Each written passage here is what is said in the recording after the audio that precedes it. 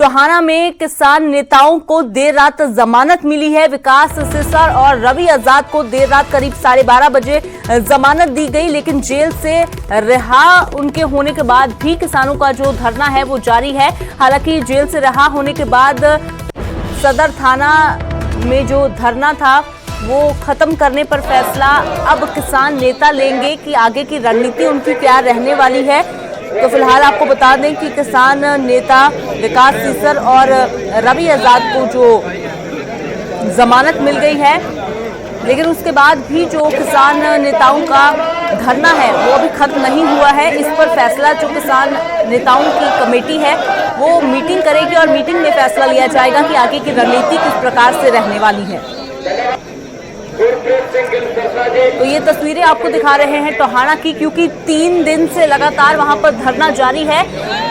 तो धरना जो दिया जा रहा था विकास सिसर और रवि आजाद की गिरफ्तारी के कारण, हालांकि जब कोर्ट ने उनकी जमानत अर्जी को मंजूरी दे दी तो उन दोनों को रिहा भी कर दिया गया और उसके बाद भी लेकिन अभी तक धरना जो है वो जारी है। तो अब आगे किसान क्या फैसला करते हैं, क्या ये धरना खत्म कर दिया जाता है या फिर कोई और नई रणनीति बनाई जाती है किसानों की ओर से, ये किसानों की मीटिंग के बाद ही पता चलेगा।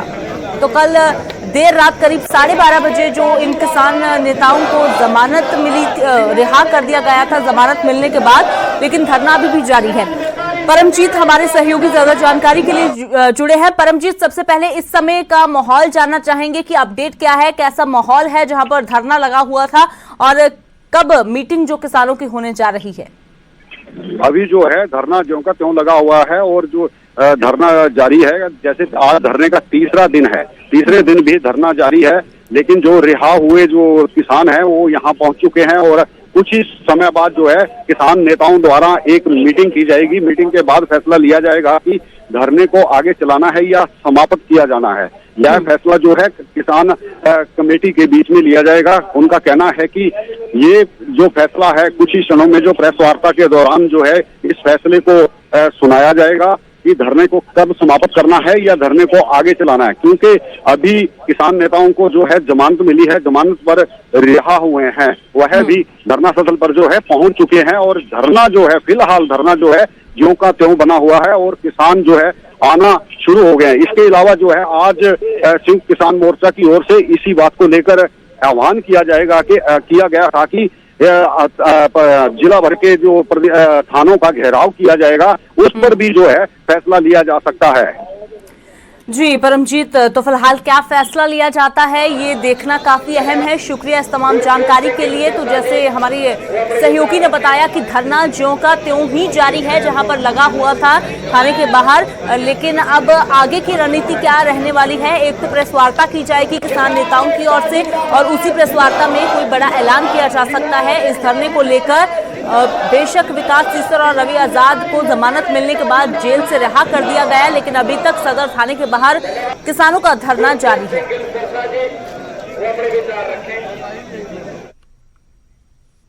और अब बात करते हैं राम रहीम की। राम रहीम से मिलने हनीप्रीत मेदांता अस्पताल पहुंची थी।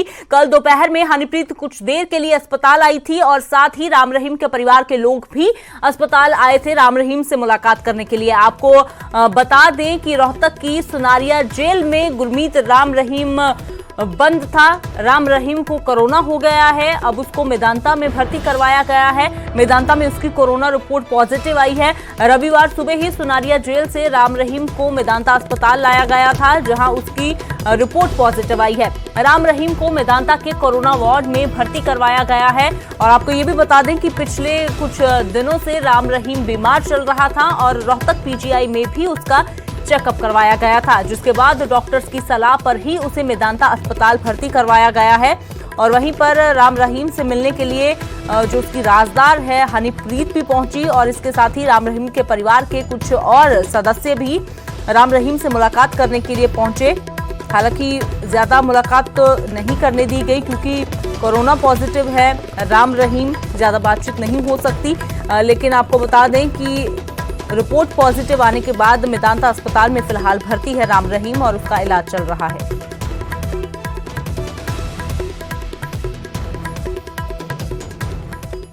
और अब बात करते हैं पलवल की, जहां हथीन के पूर्व एसएमओ पर केस दर्ज किया गया है। पत्नी ने ही डॉक्टर मनीष गर्ग के खिलाफ जो है वो केस दर्ज करवाया है, एफआईआर दर्ज करवाई है। पति के खिलाफ शिकायत में पत्नी ने जानलेवा हमले का आरोप लगाया है। आरोप है कि साथियों के साथ मिलकर मनीष गर्ग ने पत्नी पर जानलेवा हमला किया। डॉक्टर की पत्थरबाजी का वीडियो भी वायरल हो रहा है। फिलहाल पुलिस शिकायत के आधार पर मामले की तफ्तीश कर रही है। तो पति के खिलाफ शिकायत में जानलेवा हमले का आरोप डॉक्टर की पत्नी की ओर से ही लगाया गया है। पलवल में हथीन के पूर्व एसएमओ पर केस दर्ज किया गया है। मनीष गर्ग के खिलाफ उसकी पत्नी शाहरुख गर्ग ने शिकायत दी थी कि इसके साथ मारपीट कर रहे हैं और बहुत ज़्यादा पथराव कर रहे हैं, घर पर पथराव कर रहे हैं, गोबर फेंक रहे हैं, पथराव कर रहे हैं काफ़ी ज़्यादा। तो इसके आधार पर इसके खिलाफ मुकदमा दर्ज किया गया है और इसके खिलाफ पहले से भी कई मुकदमे दर्ज हैं और अब नया मामला दर्ज करके इसकी जाँच की जाएगी। और बात करते हैं देश में कोरोना की दूसरी लहर की, जिसने जमकर तांडव मचाया और इसके साथ ही लॉकडाउन ने लोगों के सामने रोजगार की मुश्किल खड़ी कर दी। कोरोना की मार से प्रवासी मजदूरों ने घर वापसी की, लेकिन अब मजदूर फिर से धीरे धीरे लौटने लगे हैं क्योंकि कोरोना की रफ्तार कम होनी शुरू हो गई है। कोरोना का कहर कम होने लगा है। हरियाणा और पंजाब में धान की फसल की बुआई का समय भी आ गया है, तो खेतीहर मजदूर बिहार और मध्य प्रदेश से हरियाणा और पंजाब में लौट रहे हैं क्योंकि अब कोरोना का कहर कम हो रहा है, तो मजदूरों ने भी धीरे धीरे वापसी करनी शुरू कर दी है। धंधा नहीं था तो इसीलिए गए थे। हाँ। घर पर तो बैठ के खाएंगे बाल बच्चे के साथ। हाँ। हाँ? हाँ। जी। अब वापसी आए कमाने खाने। जी जी, क्या करें, वहाँ तो कोई जुगाड़ है नहीं। हाँ। इसलिए आना पड़ा मजबूरी। यहाँ तो लॉकडाउन के चक्कर में भागे थे, कोरोना ज्यादा हो रहा था दिल्ली के अंदर। हाँ। वहाँ से आते हुए ऐसा कर रखा, बस वाले 2-2 हज़ार रुपये लेते हैं। हाँ। और फिर भी यहाँ रोड पे छोड़ देते हैं। हरियाणा में तो बिल्कुल वो कर रखी है उन लोगों ने। हाँ। लूट मचा रखी है, बिल्कुल लूट मचा रखी है हरियाणा बस वालों ने। तो यहाँ छोड़ देते हैं, खाना कमाना आए हैं दिल्ली के अंदर। फिर भी 2-2-3 दिन 2.5 हज़ार रुपये लेते हैं। फैमिली के साथ है, छोटा बच्चा है, इस धूप में क्या करेंगे हम लोग। सुंदर कितने आदमी आए हो? 17 आदमी आए हैं। किस लिए? जीरी लगाने। तो कितना किराया लिया है? 1200 रुपया। रेल में कितना लगता है? रेल में तो 600 लगता है, लेकिन टिकट नहीं मिला तो हम लोग मजबूरी में आ गए। तो सिर्फ हरियाणा में ही नहीं बल्कि पंजाब में भी धान के सीजन को देखते हुए प्रवासी मजदूर जो है वो वापस लौटने लगे हैं, कहा जा रहा है, क्योंकि अब कोरोना का कहर कम हो रहा है और अब काम भी मिलने लगा है, इसलिए वापसी कर रहे हैं। पश्चिम बंगाल से चुनाव के बाद पहली बार बड़ी संख्या में मजदूर पंजाब पहुंचे। मजदूरों का कहना है कि धान की खेती का सीजन शुरू हो गया है और ऐसे में यहाँ वो रोजगार की तलाश में पहुंचे हैं। बंगाल से पहली बार आए? नहीं, बहुत बार आए और भी आ गया है।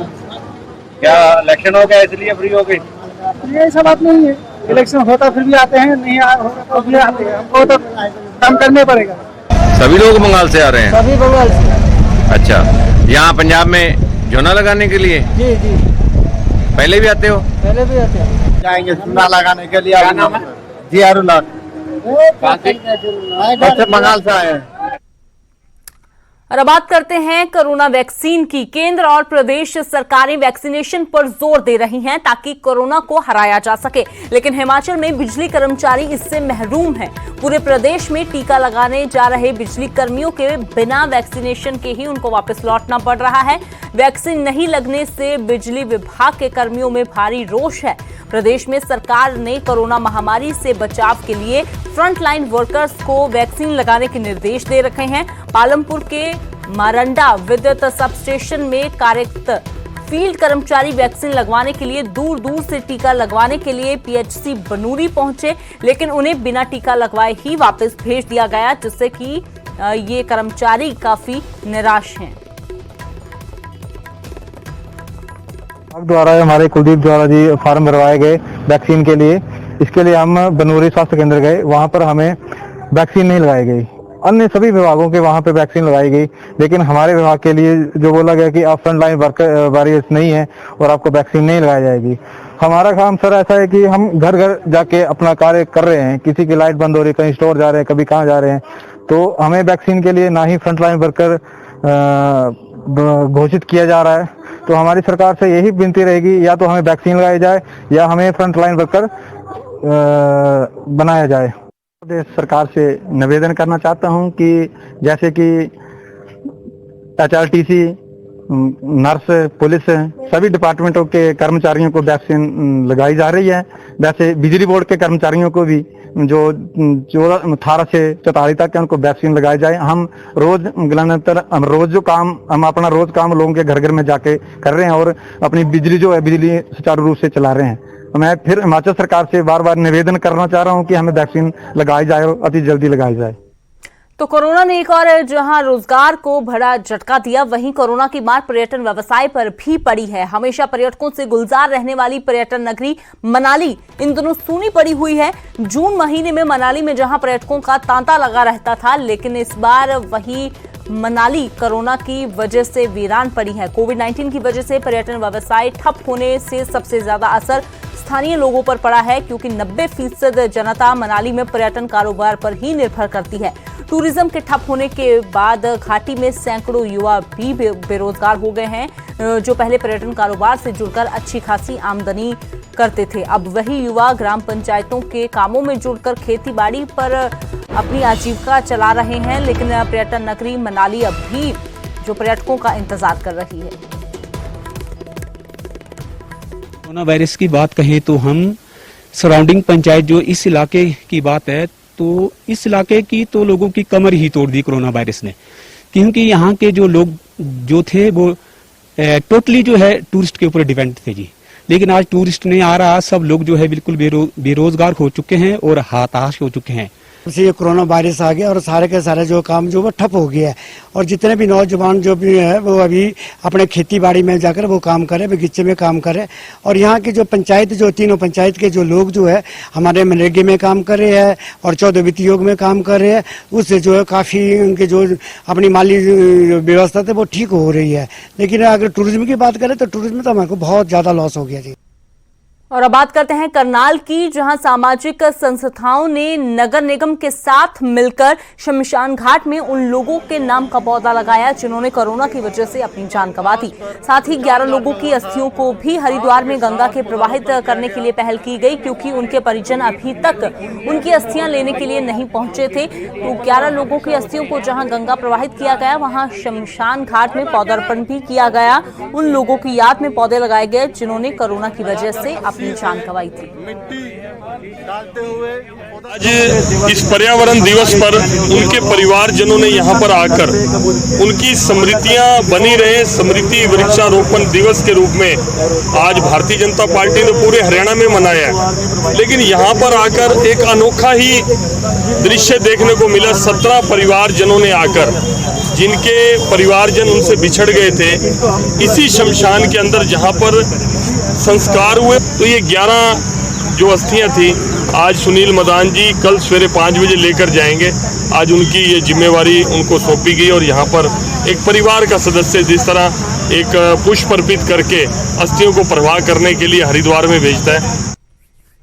और अब बात करते हैं जींद की, जहां आए दिन किसान आंदोलन वैसे तो होते रहते हैं, लेकिन 3 साल तक चला एक संघर्ष रंग लाया। सरकार और प्रशासन की नींद टूटी जब महज 1.5 किलोमीटर सड़क बननी शुरू हुई, तो इससे लोग भी खुशी से झूम उठे।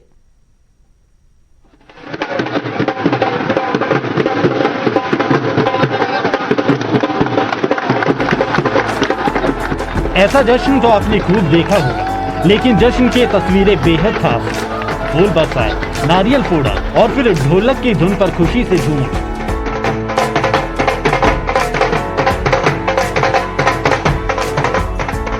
जीत आखिर जनता की हुई।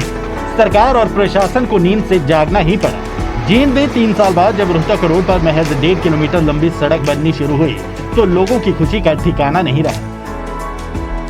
कहना चाहिए आज रोहतक रोड पे बहुत ही खुशी का माहौल है।